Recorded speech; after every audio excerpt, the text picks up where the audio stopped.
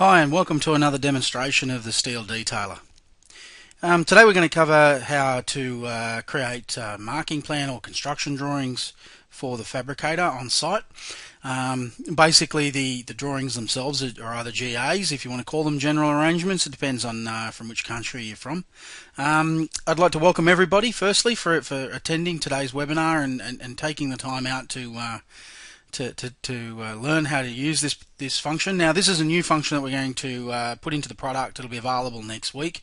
It's currently in beta testing and everything seems to be going quite nicely with it.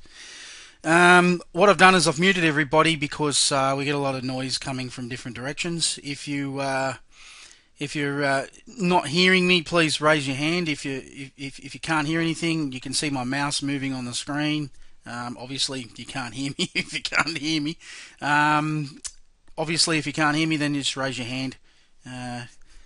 One of the things that we will handle is questions later. At the moment, any questions, just please write them down and keep them to yourself. If you do have any questions, please send them to support@thesteeldetailer. We would prefer that you do it that way. At the end, we may open it up and have a bit of a discussion about any questions that you may have that we can sort of answer right there and then. Alright, so let's just get this underway and we'll go through the process. The trick to this whole thing is to show you how a lot of the things that within TSD can speed up SolidWorks and make it 5 times faster using the Steel Detailer's functions. Alright, so let's get started. I've created a building here in an area that we can look at, and the WBS is just a AA building one. Now this building is still in construction. It's not completely fully finished yet. The model itself is going to be available for customers who are part of TSD already, for them to have a look at and use and see how it was put together. Alright.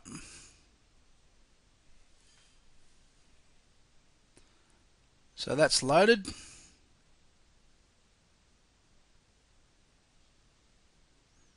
Alright, as you can see, it's a building, and the building itself has got what we call a driving sketch frame, okay, or a driving sketch part, depends on how you want to label it. Inside that we've got sketches. Now I'll just open it up. We have one driving sketch part, which is a DO1, and inside that we've got different sketches that do different things, okay. Now if we look at the grid overlay, which is the one that I've set up here, you can see that there is a sketch put in place that sits on top of the grid sketch. You could just make it the grid sketch. In this instance, the sketch was already created for the grid, and I didn't want to modify that, so I just put a grid overlay on it. Now this grid overlay has been set up so that I can put my balloons on there and put in some grids. Now to do that, so that you can see how it's done, we use a process of placing a part and having it attached to each line. Now the part contains the actual grid information. This is used in the general arrangement creation at the end. Okay, so what we're going to do is we're simply just going to now attach the grids. To do that, we go up to parts, and under parts we have what we call grid lines. So we select on the grid lines. Now this little interface allows us to place grid lines. Now they insert parts onto those lines and attach them in contextually. We can select a single sketch segment and override it and put any grid number or letter that we like on any line, depending on whatever line you want to select. Now they have to be lines, they can't be curves because grids are straight. Okay, that's the only requirement within TSD. Alright, so now let's look at what we can do as far as inserting grids. Now what we want to do is we want to insert a grid on the sketch. So if we select the sketch, you can see that the sketch gets selected for that grid overlay that we've created. And here, this is where we select whether or not we want numbers across the top or letters across the top. Now across the top, if we look in plan view, the top is that end and the left hand side is this one, okay. So when it says numbers left to right, it's just going to go numbers across the top, and letters top to bottom for letters, okay. That's what that means. And it says left, which means it's going to put it on the left, and it's going to put it on the top. Okay. Well, there's the other choice. You can swap that around and go letters at the top, or you can go numbers at the bottom on the left-hand side. Sorry. We're just going to stick with the default.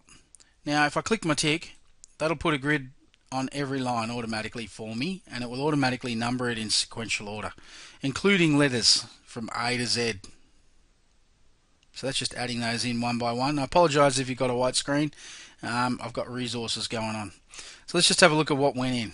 Okay, so we've got A, B, C, D, E already in there, and we've got 1, 5 through to 6. Okay, now remember that 1 to 6, A to E.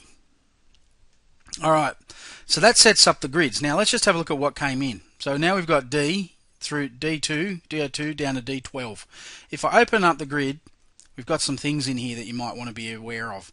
Okay, we've got our member sketch, right, which is attached to the sketch line in our grid. We have our block. It's just a block, and inside the block we have an attribute that's linked to a custom property. Okay, we have what we call a section view sketch, which means that, and I'll show you this in a second, this section view sketch is used to create what we call a GA blockout. Now, we've purposely gone away from sections in drawings, primarily because it takes a bit to update them when you open the drawing up after a significant change. Especially if you've added new items. Sometimes the sketch can, the section can take a long time. We found it simple by creating assembly cut extrudes and doing a flip on the cut extrude and removing everything from that particular grid and creating a configuration of it, and that's the section block out. So that's the next stage. So I'm just pointing out that that's there, and that's fully customizable, so you can actually change the depth of your section based on the dimensions that are inside this part. Then there's a vertical sketch. Okay, now the vertical sketch allows us to put grids on our elevations, on our side views. Okay, so you need to adjust this manually so that it will sit in a position that you feel comfortable with in your elevations. Right, now it's defaulted at 12 meters. You can set that at any height you like, and we're about to go through that process. Alright, so let's go through that process. Now if I click on that, you can see that if I put my grid lines in, because this is going to match in the drawings, they're going to be a fair height above the top of this building. We might want to just bring it down a little bit. Okay, to do that we just double click on the sketch itself, and that'll bring in the dimensions, and we need to look in the view to which the dimensions are. Alright, so I'm just going to go through each one of these and adjust it so that it's 10 meters, because 10 meters works better. I know this because if I look at it, you see 10 meters is a lot better than 12. Now this works for both imperial as well as metric, so either way it's up to you on how you want to use this part. So 10 meters. I'm just going down each one and setting them up all the same. Now the default, as I said, is 12 meters. You could go back and set the default to 10 meters rather than going through each one of these. Now you'll notice that that's on the opposite side, so now we need to flip it. So that's 10 meters.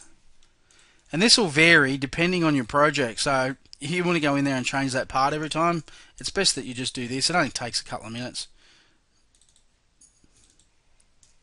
That sets up the vertical grids so that they come in at a certain height. And one last one. Okay, so now we've set up the grids. What we need to do next is put our RLs in. Okay, now we've also got an RL block that comes in based on a selection. This being 0, 0, I've had to add a point in here inside the driving sketch at the bottom, because 0, 0, 0 creates a 0 length line, and SolidWorks doesn't like that. So I've just gone in and created one, and I've put it in at 0, 0, 0, 1, 0.0001. It's just so insignificant, it still comes up as 0. In the building industry, fabrication tolerances are within 2 mil. If you're lucky with concrete, you might get 5. But anyway, that 0, 0, 0, to me, if you round it up, is 0. But the fact that that sketch is there allows me to put an RL on it.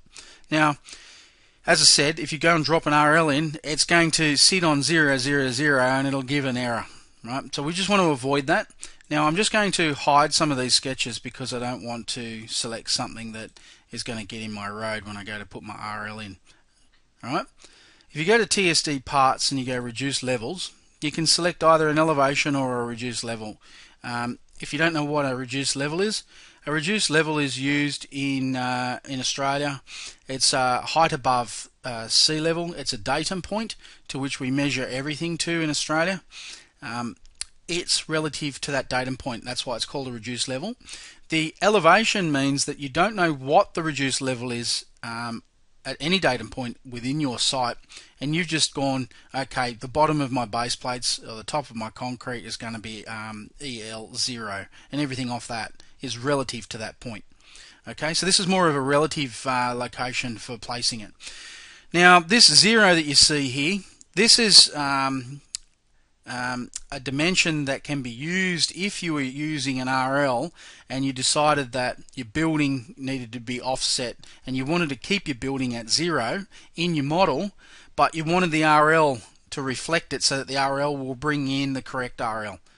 Okay, so let's just say that the bottom of this building's RL is going to be 365.892 as far as the RL goes.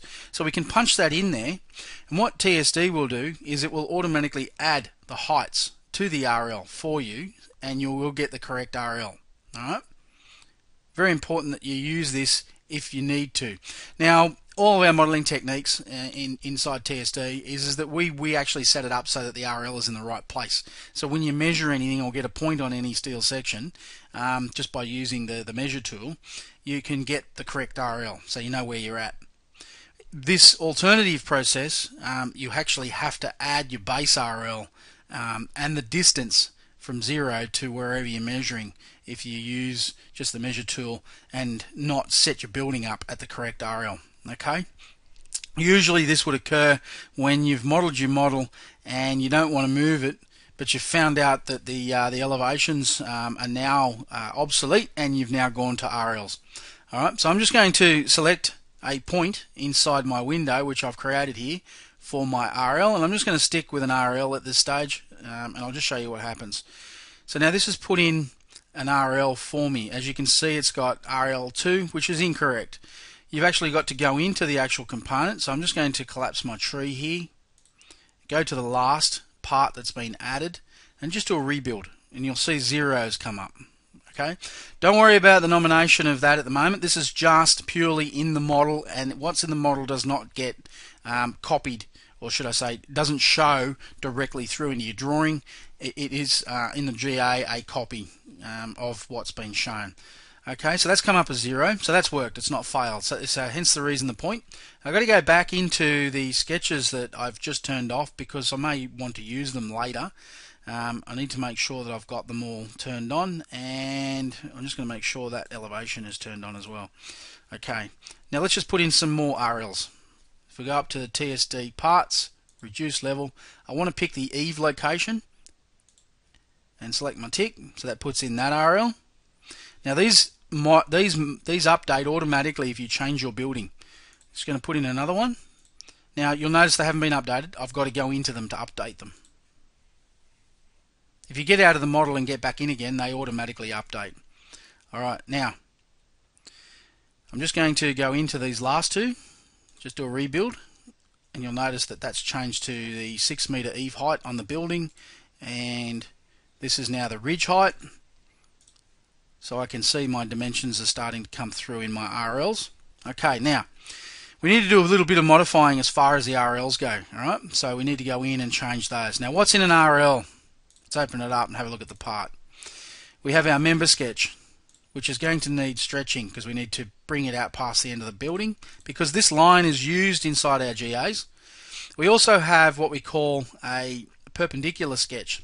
So depending on the direction of your view, in this case the right to left view and the front to rear view, that's front to rear and right to left, we have to have a line there so that we can put our RLs on inside our drawings. Alright. We also have a vertical height, which is a dimension that's picked up from the 0. If you remember back, it actually sets that up under our RL sketch. Under our vertical height, that's what that is. Now under our RL sketch, which we don't change, we've actually got our block Well, it's actually an exploded block that was in there, and this is linked to a custom property, and the custom property is linked to a dimension, right? That dimension that you see there under the vertical height sketch, that's what's linked to that. I know it's a bit of a circular process, but that's how SolidWorks is set up. Now we have a section block out in there as well, okay, which can be adjusted. And we're going to adjust one of these at the beginning. Actually, might do this one now. The reason I'm adjusting this is because the section cut is too high. I need to come up roughly around about 100 mil. So this is in meters, and the base is fine to be down 0.5 at this stage. What that's going to do is that'll allow me to cut just above the base plates so that I can create a holding down bolt plan. Alright, now I'm just going to go through changing these components to match this building shape. So each one of these needs a bit of work. So we go through, and the first one we need to do is edit the member sketch. Okay, and if we look at our building from the side and try and grab it, pull it out to roughly where the grids are, that'll give you a bit of an idea. And that means that this 3 meters that I got off to the side is going to allow me to put an RL block and fit some dimensions through it. So you might want to leave yourself a bit of room. By default that's 3 meters, and that works quite well for us. Alright, so I'm just going to go through each component in here. We've got this perpendicular sketch which we've got to set up. Now this building I know is 21 meters or something or so, so I'm just going to try 21 meters here and see where that puts that line. Okay, so that puts it over there. Now we need to extend the line 22 meters so that it extends out past. I know this because I've set it up to do this before as a bit of a dry run. Alright, so now you can see that that line there now is going to be perfect for an RL across this view looking that way. So we're going to do the same thing with the other two. So our member sketch, need to grab that, pull that up so that it's right there. Remember, this is on a front plane. It locks it to the front plane. So you want to make sure you're on the right plane to set this up. Now I've just pulled it to there, right? And you might want to do this on the other one as well, so that we've got all three set up for that sketch. Okay, now we need to go around to the front, so from the right to the left views, right? And we're just going to update the perpendicular sketches for those as well. So 21 meters. 22 meters, and then I do a rebuild. We'll just have a look at that. So that's right, and we'll do the same thing for this one as well. So perpendicular sketch, 21 meters, 22 meters. Okay, so that updates that. Alright, now we're ready to do what we call a section block out. Okay, so I'm just reducing all these just to tidy it up. Now you could bank these so that you know what they are by putting them in a folder. I'm going to go grids, and inside that I'm going to go RLs.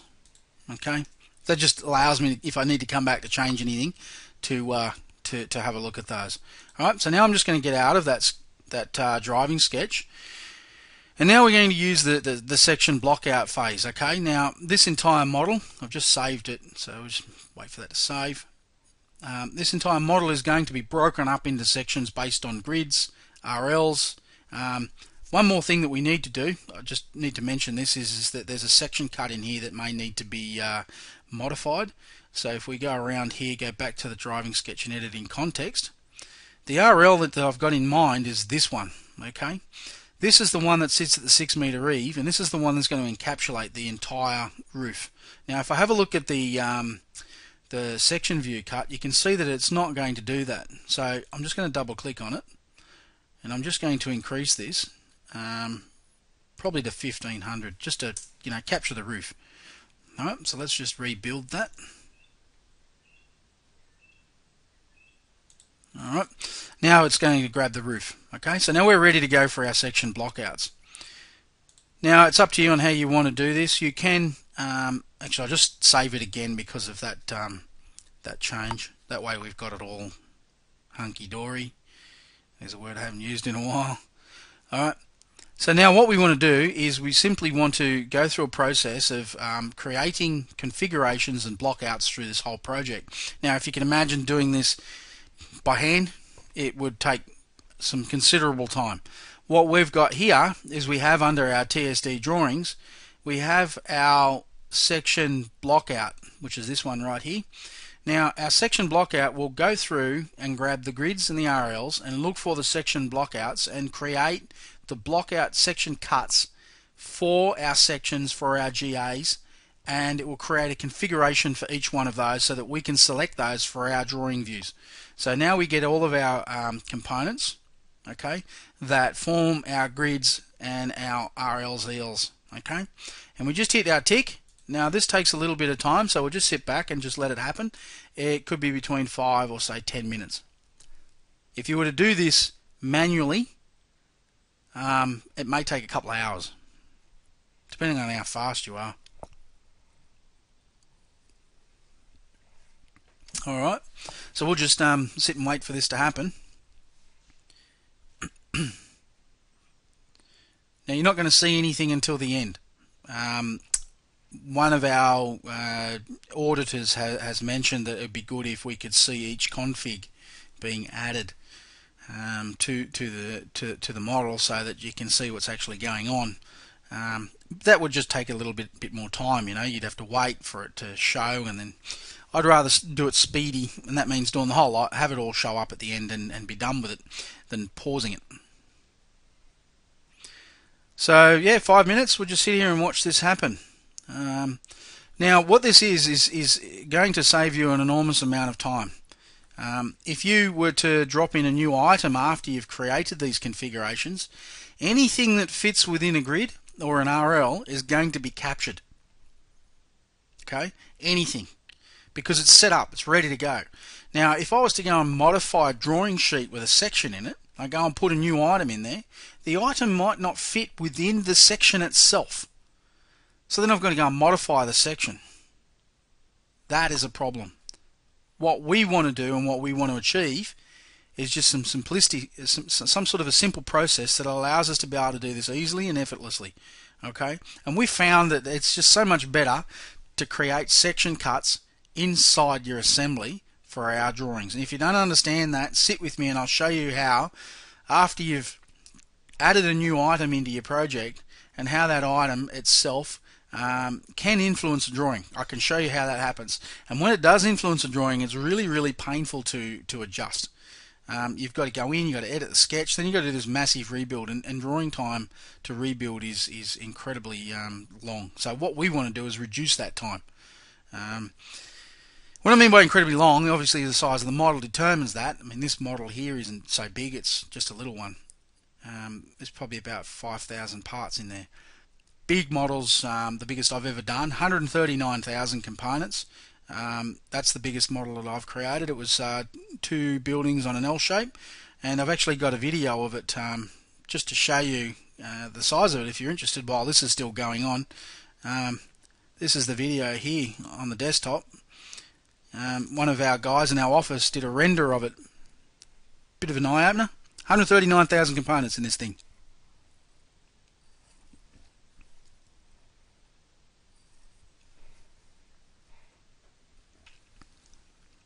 And you can see the level of detail. It's all bolted, it's all connected.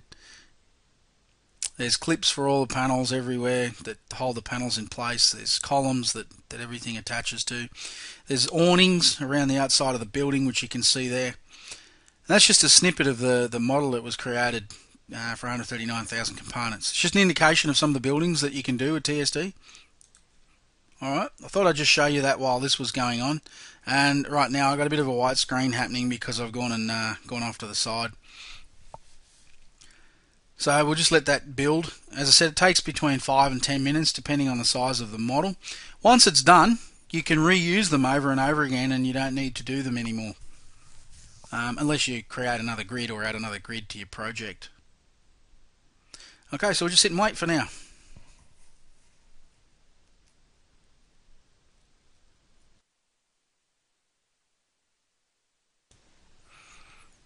Alright, that's done. Now you can see what's happened, okay? See all the blockouts down the side? Okay, it's created all those blockouts, and we've now got all of our configurations in there to match. Now, if I change the configuration, we'll just show you what we're talking about. Okay, see how that grid is now cut? All right, based on changing the configuration, I've been able to pick up that grid Okay, let's pick out, say, the base plates so that we've got all the base plates for a holding down bolt plan. Okay, so everything that comes down and protrudes down to that level will show up in our holding down bolt plan. Okay, so we've got our bolts in there as well. Roof plan, which we've set up. Okay, it's more than likely we probably won't use the last one, which is the eave, because all we want is just the roof plan. Alright, so every grid has got its own its own block out. So every time we go to shift between each block out, a block out comes on by itself. Okay, so it means that as I switch between them, the section block out is unsuppressed. So TSD's done all that for you, so you don't need to worry about that. And of course, if you go back to the default, which is in front of you, it's the full project. Now you can name your default to anything you like. The default is primarily there for you so that when you work, you have to make sure that you are in the default as you work, and it'll be obvious if you don't have the default shown, because it'll be a cut of some sort of section that's in your project. You know, if I go to any one of these grids, you're going to see the grid view show up, and it'll be obvious that that actual particular grid is, you know, not the full model. You want the full model while you're working. Okay, so that's that. Now we need to create the GAs. This is the fun part. All right, now I'm just going to make sure, because I've been playing here and I want to make sure that my project is completely in the right place and cleaned. So I'm just going to go into my TSD projects area, and this is where the project is kept. So if I go in, it's 1100, and in the area, my marking arrangements, and there is one in there that I should remove. Okay, what I also need to do is just make sure that under my TSD drawings in my document manager, under my marking plans, I've got drawings here that should be removed as well, because I'm starting from scratch. So remove documents, yes, so they're gone. Okay, now let's look at this scenario. If you go into the TSD drawings and you go into the general arrangements, okay, now this is the general arrangements manager. All right, what we've got up the top here is what we call a template, so you can actually save different templates. Every time I select a template, I get different settings here, which are for the drawings. Okay, these are drawings that are set up that I want to create. Okay, I want to create these GAs automatically on the fly. So I've got different ones in here. I've got test one, and I can select every one I want. I can remove them, I can add them, I can update them, and I can add more drawings to them as I work. Okay, so let's look at creating one that we've already got that I can use, which I've set up as TSD1, test one, and in here I've got a GA and I've got plan and elevations. Okay, let's just modify that, and let's just go standard building template. Okay, and we want to make a drawing in here that says GA. Now the first 4 digits we have to have, okay, and the GA, so those have to be in play. You do not change those. The reason for that is that the document manager will pick it up and put it in the document management system based on that process. Okay, at the end of the day, you can put whatever you want as far as your drawing goes on your drawing, but at the moment this is how they're filed, and this is how the TSD deals with them. Alright, now we want to make our first drawing an isometric. Okay, and what we can do now is we just add that, and that creates our new template. So now we've got our new template in the system. Okay, it's not showing at the moment, but it's there, and we can go update. Right, now on an isometric we want to have one view. We don't want to have any other views set up. We want to use the default, and then we select what we call an isometric. So selecting the default configuration, and we're setting up the view to which we want to use, and then we click the use button. So it says default is the config, one view, and in the first view there's an isometric. That's what this means. Okay, we go over to the blocks and settings. Okay, now in the isometric we don't want to insert mark numbers, we do not want to insert RLs, and we do not want to insert grid lines or balloons. We click update to update that drawing. Okay, so now we're going to create another drawing. We want to create a holding down bolt drawing. So holding down bolt plan, that's the next one, and I've made it 2, so I've added a 2. We click add, and now that adds it. So now I've got my holding down bolt plan. Let's go back. My holding down bolt plan is going to be one view, and I want to use my block out for 0, 0, 0, and it's going to be a top down view. Okay, click use, that updates the config, one view, first view is top down. Okay, we go over to our blocks and settings. We don't want to insert mark numbers or custom properties. We don't want to insert RLs. We want to insert grids. Now on our template we also want to insert a plant north. So let's browse to the plant north, and by default it goes to the location for where TSD is stored, and in here we have a plant north symbol. You can create your own plant north symbols, right, and you can bring them in as you see fit. Okay, now this will put this up in the top left hand corner by default, so I'm just going to update that. Now the next GA that we're going to create is going to be a roof plan. So we just go, yeah, roof plan. So that's the next one. We add that. So now we've got our roof plan, and in our roof plan we're going to have one view. We're going to have a view that's on the 6 meter. We're going to have a top down there, and then we click use, and that updates the view for us. And in that we don't want to insert mark numbers because it is quite a complex model and there'll be mark numbers all over the place. Okay, what we don't want to insert RLs, and we're going to put a plant north in there as well. Okay, and grid lines and balloons. So now we click update. Now we want to add in our elevations. So elevation grid 1. Okay, on drawing number 4. So now we've added that. Now we can put multiple views on drawing sheets, but I'm just going to demonstrate the process of putting one view on a drawing sheet at a time. Alternatively, you can go and do any of the others, but for this instance I'm just going to do one. Alright, so grid 1, that's that one there. Grid 1, if you remember, runs is the first vertical line grid, okay, because we've gone numbers across the top, letters down the right. So we want to see the building, right, from this end looking towards the right, so it's left to right. Okay, that's the view that we're looking for. So left to right, click use. So putting one view in, and in there we want to insert mark numbers. Now I've already created marks in there. I'll show you how to do that on another webinar, but mark number is a custom property inside each component, right, inside each member, and it has the name of the object for marking. Okay, custom properties is a bit different. This mark numbering system is to do with members, sections that have an M, and custom properties come from items that have a V for vendor. Okay, so if you're going to nominate vendor items in your drawings, that'll bring that in. Now we want to bring in our EL mark number.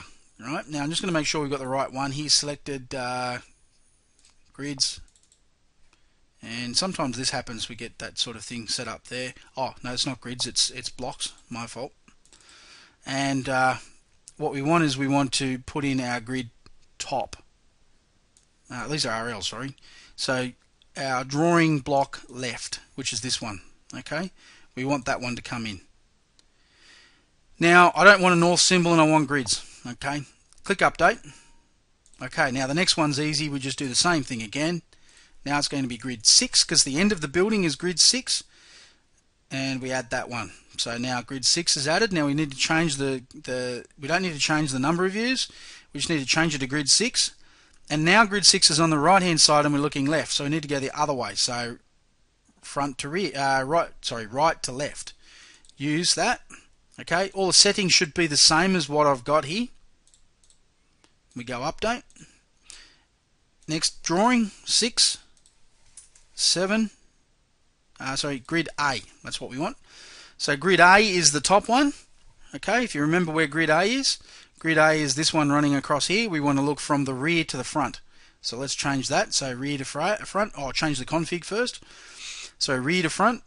That's the rear looking forward. Click use. Okay, blocks are all the same, everything remains the same. Click update. Alright, the last but not least. Oh, hang on, we changed the wrong one. You can always go back and update too, by the way.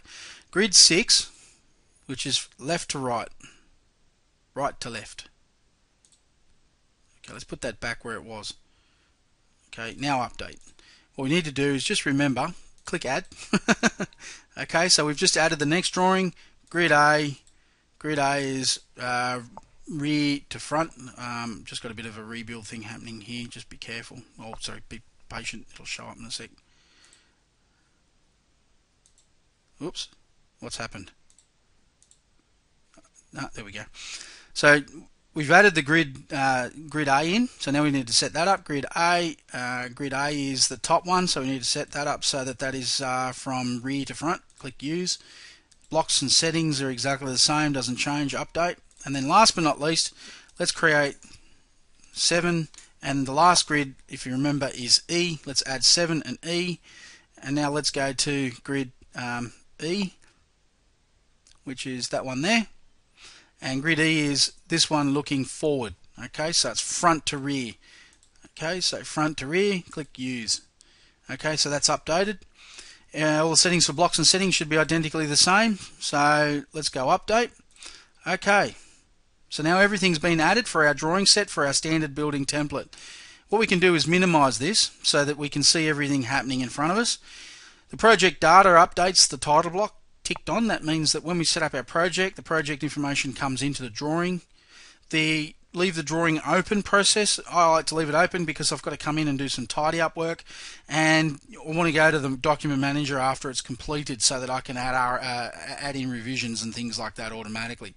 So basically now we're ready to go, we're set, we've got our drawings in play, set up, ready to go, and we've got ourselves a folder that's empty, ready to add all of our drawings. Now this folder is automatically created, and because we're in this area, that folder is created and all our drawings are put into that area.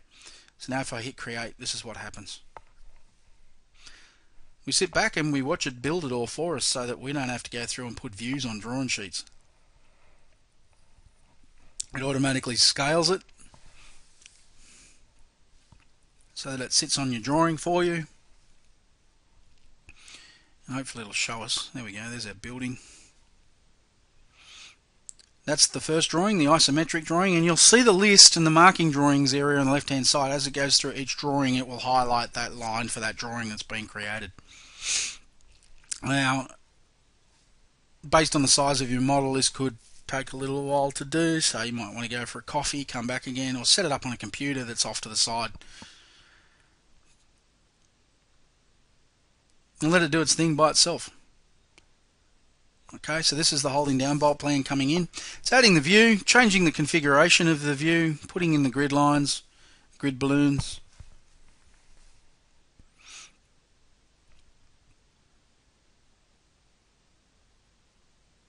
There you go.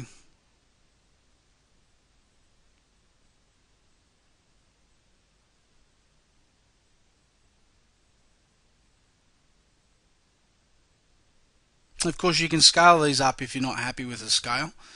What TSD does is it looks at the overall size of the drawing sheet and just compares it based on the view size and scales it to fit within the drawing. So you might find it might be a little too small, or you might need to make it a little bigger. It's up to you. You can scale these, not a big deal. So that'll be changing the scale of that item.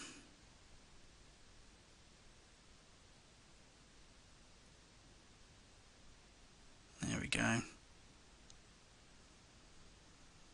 View is obviously outside the drawing sheet, so it's had to readjust it. So put in the north symbol, put in the grids.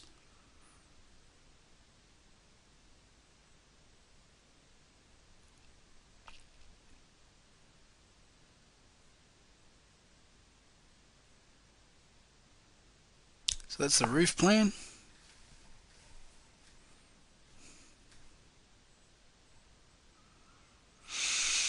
As I said, you could be working on something else while this process is happening.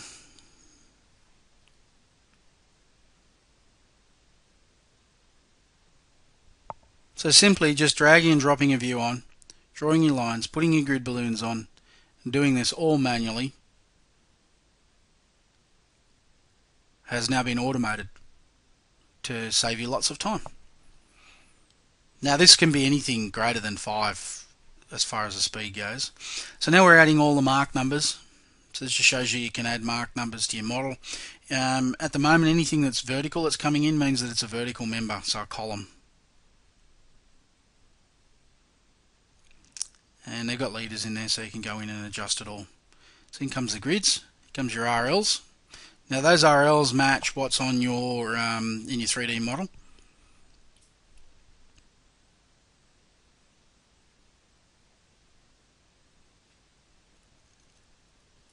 So that's grid 1, and we'll just go through each grid as we sit and wait.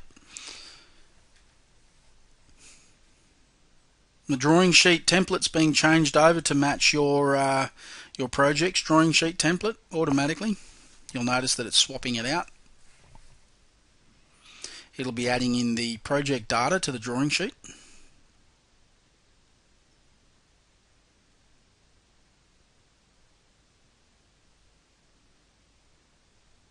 So this is the view at the other end for grid 6.